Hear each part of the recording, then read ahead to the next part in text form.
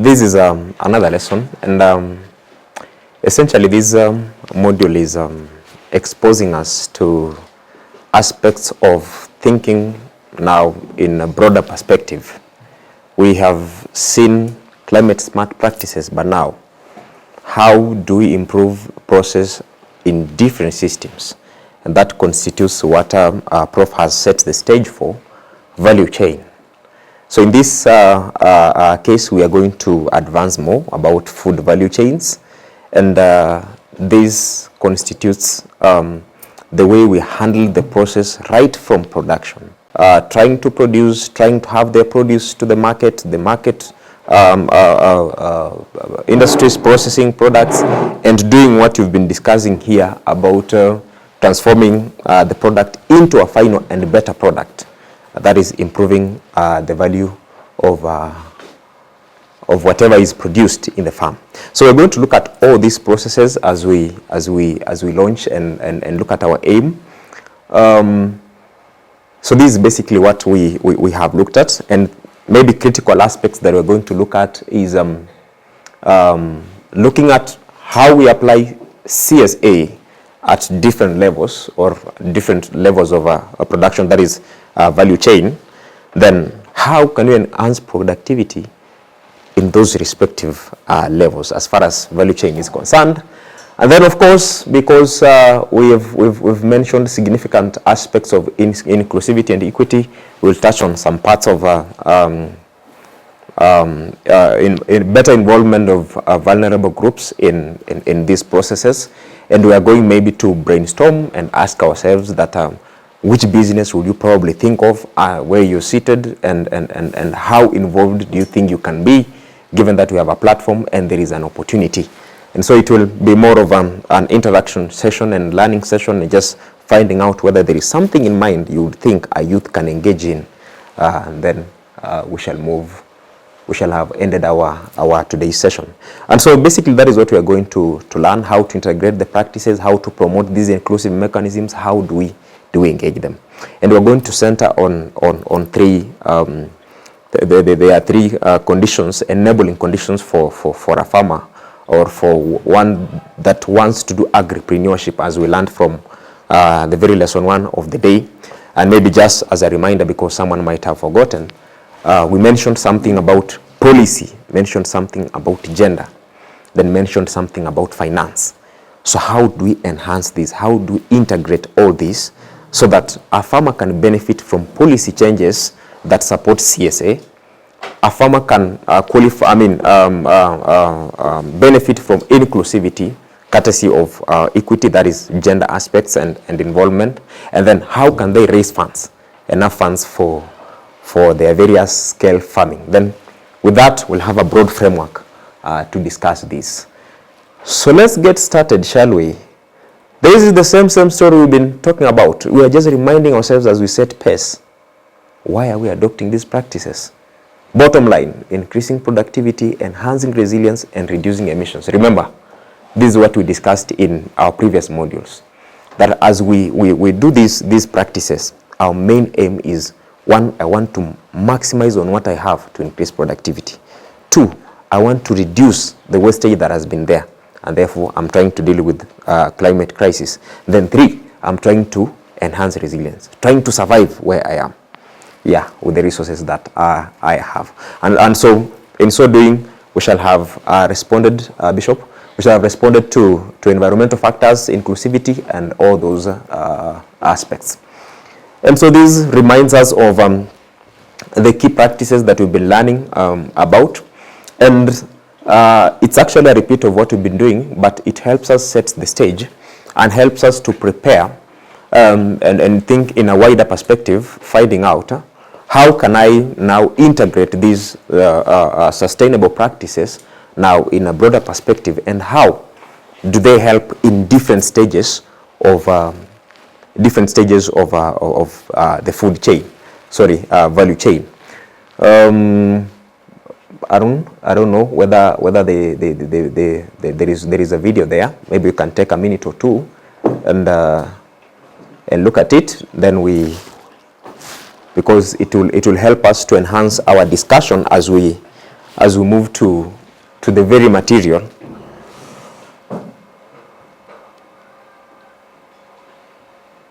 maybe we can have 2 or 3 takeaways pertaining to value chain. It's a short one.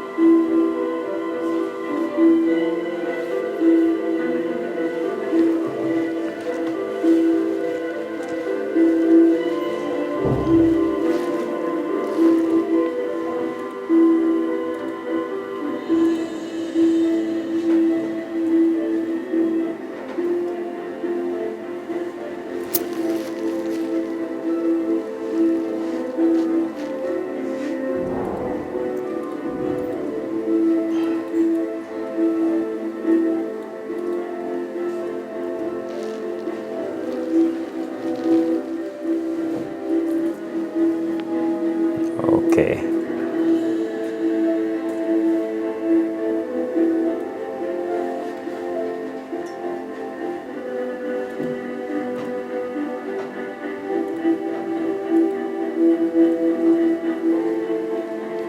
Okay, thank you so much.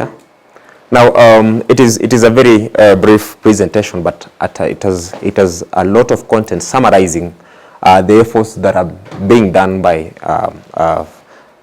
Food and Agriculture Organization in the EU, collectively to strengthen partnerships and have efforts to fight poverty, fight climate crisis, and all that. And so this tells you that this is something. As you look at the introduction of that video, you find out that actually these are efforts that have been done in different regions, and they are continually being done, because Asia has been mentioned, Africa, and all that. And so that sets a stage to help us to know where we are right now as far as food value chain is concerned, as far as sustainability, nutrition values, and quality food is concerned, as Africa and as a region, so we can embrace these so-called sustainable efforts for improving value. And now this diagram actually illustrates where Africa, it is a depiction of where West Africa is. And you know, West Africa gives a picture of most parts of Africa and where we are even as at now. What are the key challenges that are facing productivity and food as well, and agriculture and all those industries? As you look at this, you realize that there are a lot. There is a lot to talk about. One, we have low dietary diversity. We have micronutrients deficiencies. You look at these and you remember the life of a comrade, for example. We come here in Egerton. Yes, it is a place that has green and all stuff, but you listen to a comrade tell you what they have consumed for the last 24 hours, and you'll be like, oh my, we are facing a problem of low dietary diversity, because they tell you, I went to buy kales and took with ugali yesterday, today, now, and such stuff. And this is at Egerton. Now, what if you think about hunger-stricken regions? How are they consuming? So that is a critical problem. Then we have limited human resources capacity. That is where gender now comes in and equity comes in. We have some opportunities, we have some platforms, but we don't have enough workforce, I wouldn't say manpower, for the sake of gender sensitive language. So we don't have enough workforce that is a problem for us. Now, health issues, very, very critical, because again, you can have resources, but if you're not in your right element health-wise, then functioning becomes a problem. Another problem is market inaccessibility. This is going to be handled in the next slide. So in our next slide, we are not going to discuss a lot because it has already been captured here. So market inaccessibility. We have regions where farmers are producing, but they have an issue of market. Maybe I can give an example of a region where I come from. There was an issue, but I don't want to be political anyway. There was a time when Kenya was actually importing sugar and all that.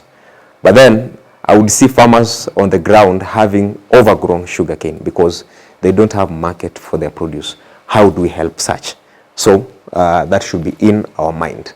Desire for foods processing. How can we help farmers in the local setting to process food? So, Bishop, so now that is what we've just mentioned here. Those issues, post-harvest losses, low dietary diversity, that is health issues, limited access to maybe resources, that is where gender equality comes in. Then the big fish that we've been frying all along, climate change. Now, what do we do? That is where the caption comes in. We want to break this vicious cycle by addressing these aspects one by one. How do we address climate? How do we address infrastructure? How do we address nutrition and socio-economic factors all together that are affecting our citizens in that case? So to manage that, remember, we are dealing with food value chain. And as Prof has set the pace, when I look at value chain, for example, that is an entire process of something from the beginning to the end.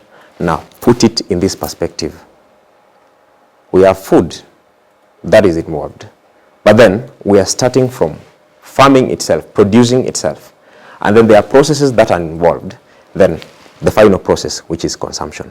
How do I better every process, putting in mind the challenges that we have just seen in our previous slide, and now looking at the resources that are on the ground. That is where now this one comes in, improving food value chains with climate smart and farming and other practices that are essential and related to SDGs for sustainability. So the table will actually help us to interact with these processes and find out what do we need to do at which stage and how sustainable it is and what are the targeted outcomes after doing what we intend to do. The initial process, production, and maybe in our next slide, I'd be asking us to delve deeper into what does production entail, or maybe because we are going to interact with that, I'll do it right away. If we speak of production in agriculture, what are some of the processes? What are some of the key activities that are involved in production? Maybe a trainee or a learner would be asked that, or a gentleman or a lady somewhere would be asked that. What are some of the aspects that are involved in production? Because we could be speaking of production as a basic thing. We could be speaking of production as a basic thing, yet we don't know what is involved in production.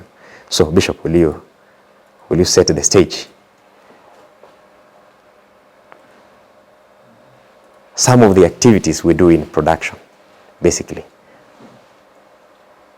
Activities that we do in production, yeah, they are wide range. They are wide range. You can mention two. So, like in the normal way of production, yeah, we have processing. What is called through a process. Okay. Producing a certain commodity. A certain commodity. Yeah. That is a good one. I saw Alice probably has something. Yes, gentleman. We also have transportation. Okay. This is where we move from one place to another, transporting inputs, like manures to the farms, and other inputs. That is a good one. That is a good one. Laura, wherever you are. Storage, does that count? Packaging. Okay, yeah, it really counts. Maybe to the previous slide, Aaron. So you realize, thank you so much for the contribution. So you realize that during production, that is when, in terms of agriculture, that is when we are planting our crops and we are harvesting our crops. The initial stages, that is where production comes in. Before now we go to processing and packaging, and now end up with consumption. And so during production, these are the practices that we've been learning. I hope we are connecting this material. We've been learning these processes, climate resilient crops and climate smart activities during production. That is where we've been covering aspects like soil organic matter, soil health, crops, and all that. Now, what have we been targeting? We've been targeting to improve soil health and reduce emissions, as we have learned. And how can we advance this practice? We can empower youths, empower women, and ensure that they have contributed effectively to that. Now, this includes all the processes, because there is post-harvest, after harvesting. You know, for small-scale farmers, probably they harvest and consume the product, but then it depends. That is subsistence farming. But for profitable farming, after harvesting, there are processes that accompany that. And how do we improve those processes? And what are these processes? Storage, as Laura has mentioned, how do we improve that? How do you use renewable energy to improve that? And by that, what are we achieving? Reducing carbon footprint, and now that calls for engagement of innovations from young people. Then there is processing, which involves now what we've been discussing here about helping us maybe have that perishable good and transforming it into something that is better.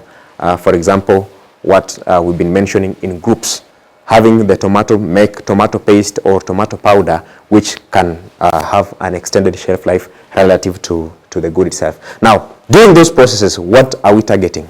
We're targeting to use cleaner production using renewable energies, and then we actually helping or supporting the SMEs and women-led units. What are SMEs? SMEs. Small and medium. Exactly. Small and medium enterprises. So that tells us that we are covered. We are starting somewhere. You know, this is a practical aspect, because when you talk about SMEs, small and medium enterprises, we are targeting people on the ground. And so the same continues, Aaron, to consumption, and we shall be seeing all those processes. Now, from the initial stages,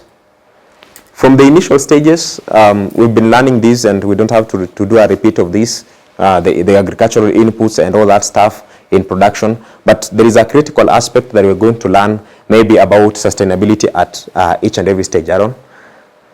The question is,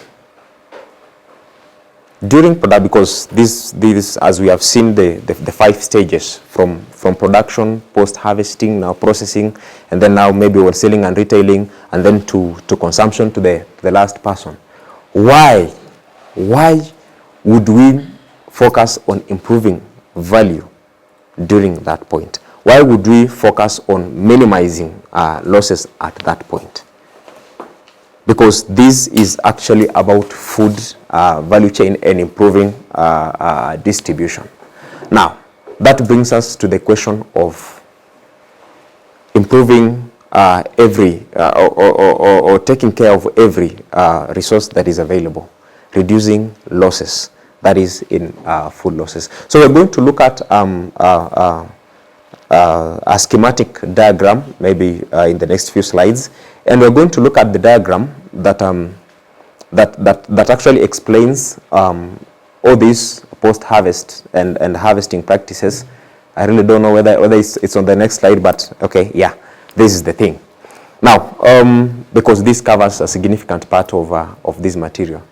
Now, when you look at this, and maybe I would request someone to write these processes, maybe in the book down, so we can interact with these and ask ourselves, what can we do during production to reduce food loss or food waste in that case. So these are processes that we've been covering right from the farmer producing this food.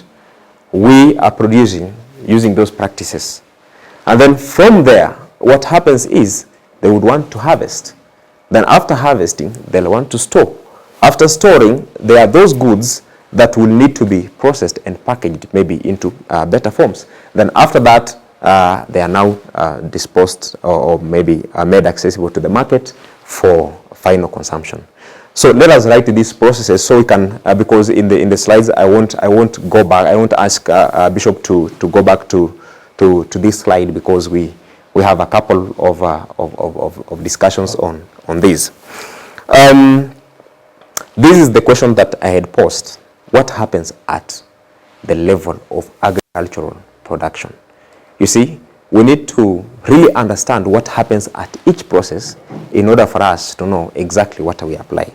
So during this time, I'm planting, I'm applying fertilizer, I'm doing mulching, I'm doing all those minimum tillage, I'm doing all those practices.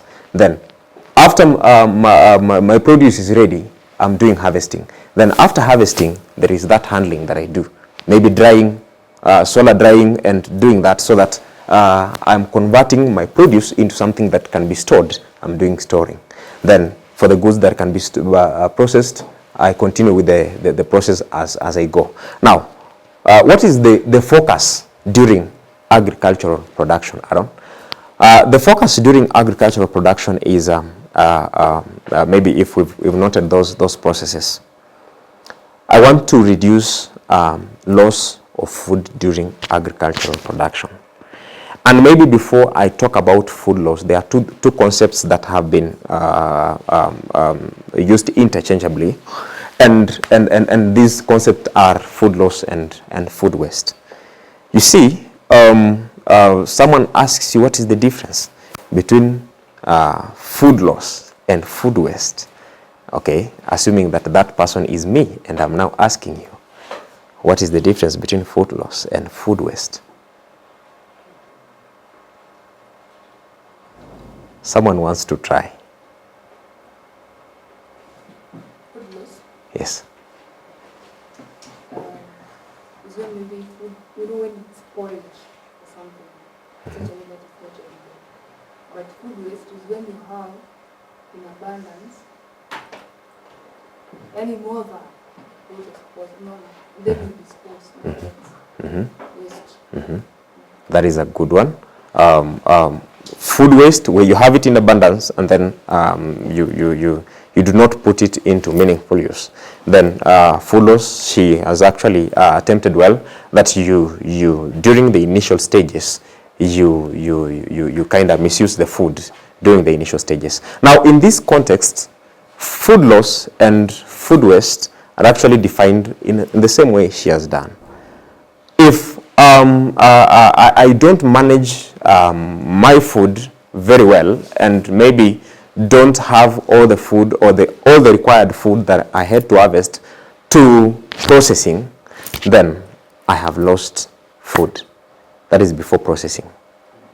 But then after processing, now the food is readily available now on the market. Now it is there to be consumed.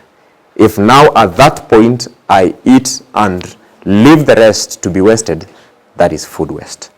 So one happens, this states that on the left, food loss happens before processing, and another one happens after processing. So I don't know, maybe to the next slide. So we are trying to do this, that I want to have food in abundance.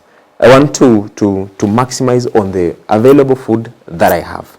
Then I have to consider these two aspects to avoid loss of food. And that can come through maybe practices that are inadequate for farming and practices that are not efficient in farming and all that. Then food is lost at that point. Maybe during harvesting, you find some farms, there are a lot of remains in the farm. People have not harvested more than 90% of that, or maybe entirely all, and therefore it is just left in the field. That is food loss. Now, how do I reduce this, or where is the challenge of reducing this? It depends with the crop that you're growing. There is a challenge of establishing how much I've lost food. But if you're aware of the crop that you're growing, and you are aware of the techniques that you use for farming, then you are able to tell that if I engage these practices and these practices, I'm expecting to have this quantity of maize harvested, maybe this quantity of beans that are harvested. And so if I don't harvest this quantity, maybe I need to revisit my practices and find out how much have I lost. That is the whole concept of food loss. Now, what would be the solution to this? Same language you've been speaking, trying to engage artificial intelligence, trying to engage IoT, and trying to establish reasons why maybe you lost the food and why maybe the farm didn't perform well. So that helps us to find solutions to reduce food loss and all that. Now, after production, you see, from your writing, there is post-harvesting, there is storage, and there is processing. I'll combine the three because of time. In post-harvesting, handling, storage, that is basically after you've obtained from the farm and maybe you've converted the crop into something that can be stored. What are some of the practices that you can engage in? Mr. Njema had highlighted some, looking at the storage containers, the conditions of the store, you see, cold chains and all those. There are stores that have been made strategically because of storage of a certain crop. And so we need to have knowledge and to know that for my crop to last for a long time, then I'll need a store that maintains this kind of moisture, maintains this kind of temperature, maintains this kind of those kind of aspects. So you can streamline and make sure that your store has been made in such a way that it meets the requirements. Now, engaging renewable energy, probably in drying maize, in drying other produce, we can use renewable energy. Then in storing, your bags, like hermetic bags that are actually used for proper storage. Now, these are some of the examples that we can use to okay, now these processing, packaging, and storage. This happens after production. These are just some of the examples that we can adopt to improve our storage and processing, and maybe we'll go through them so fast. Okay, essentially, processing is we are transforming the food into the final product, which is a better product, and we actually using packs that are effective for storage. We are using processes that are effective, and we are using processes that are responsive to the climate. Then we are going to use processes that maybe adopt renewable energy. So we ask ourselves, is it possible for us to have a machine, a portion mill, for example, that uses solar energy? Because anyway, they use energy anyway. So now, there is where now inclusivity and youth innovation come in. That we've been using portion mill that use diesel in the villages. Can we now adopt some that use solar energy and now reduce emissions? Yeah, same to storage and all that. Now, this centers on the same, because we have a lot of emissions, as we have seen, greenhouse gases like methane, and you're using technologies like biogas, which may work on small scale, transforming the waste into something that is meaningful, and using that. So you look at these kind of grid circle. It actually exemplifies on the adoption of renewable energy. And maybe I'll just highlight some factors. You want to process, you want to plant, you want to process, you want to transport, you want to package, you want to consume the product, what has been used here? Now, we have solar and wind power, we have electric vehicles for transportation, of course that has been started already. In most cases in Nairobi I find buses there, but now this is gradually being adopted, but solar and wind power can be adopted anywhere. Now, we have hydraulic power generation, thermal and nuclear plants, for obvious reasons. This is, I wouldn't want to call it a third world, but developing country, so we do not qualify at the moment, honestly, to use nuclear power plant because we are not that careful. No, so these are some of the efficient ways of improving energy, and this has to be managed by there is a central green aspect forms that help us to control these processes and coordinate and see that we have improved the processes. Now, maybe the next slide. Now, the last aspect of this presentation is basically what we've been looking at, what we've been repeating: inclusivity. The main target is the vulnerable groups. They have been defined. One, women have been considered because it has come to the realization of organizations and research, a body of research, that are underutilizing their resources is helping us to hamper production. And so the big question comes in: if we empower someone who has not been working, are we able to realize better results? That is where women come in. Now, youth, same case, but now, is there something that youth can offer that has not been offered before by other people? You people, me included, can do innovations. That is where we are including them. And so we are doing that simply because we want them to have the enabling conditions that we talked about when we started. And the enabling conditions were policy, gender, and finance. How do we achieve this? For finance, we have cooperatives that are active. And this has been already embraced in some regions where they plant coffee. You find examples like Yego, Githunguri, Dairy Farm, and all those cooperatives help small-scale farmers to raise money.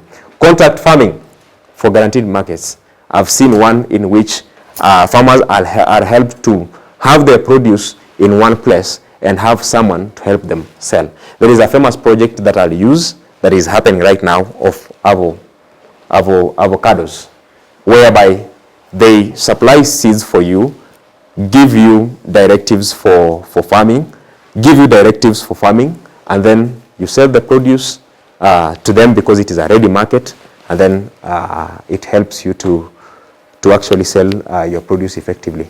Generating employment, this is more of easier to explain because with all those processes in place, having those renewable energy, new plans for processing, new plans for transportation, and all that, we engage the youth, we engage innovations which are done by youth, thereby creating employment. The third mechanism is actually enhancing knowledge and innovation. This has been mentioned. Adopting new platforms and new technologies. That has been done and is being in process. Have you thought of something that you can be innovative enough to start so that you can enhance productivity? And therefore, in essence, what we are trying to do is, one, we are increasing the income of a farmer, trying to help them from subsistence farming to profitable farming, thereby increasing the income.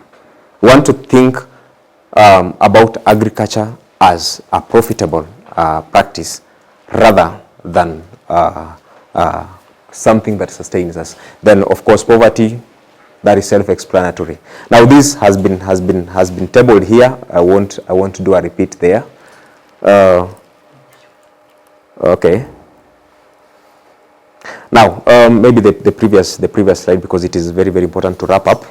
Now, what we are trying to do here is, as we do the climate smart and sustainable practices, as we offer solution to climate change and food security issues, and invest in this integrated approach together with inclusivity, including the vulnerable groups, this is what we are targeting, to enhance food security, to enhance livelihood in rural settings where income generation has been low, and have a healthy planet. It has had a comprehensive kind of coverage, but I appreciate the moment. Thank you so much.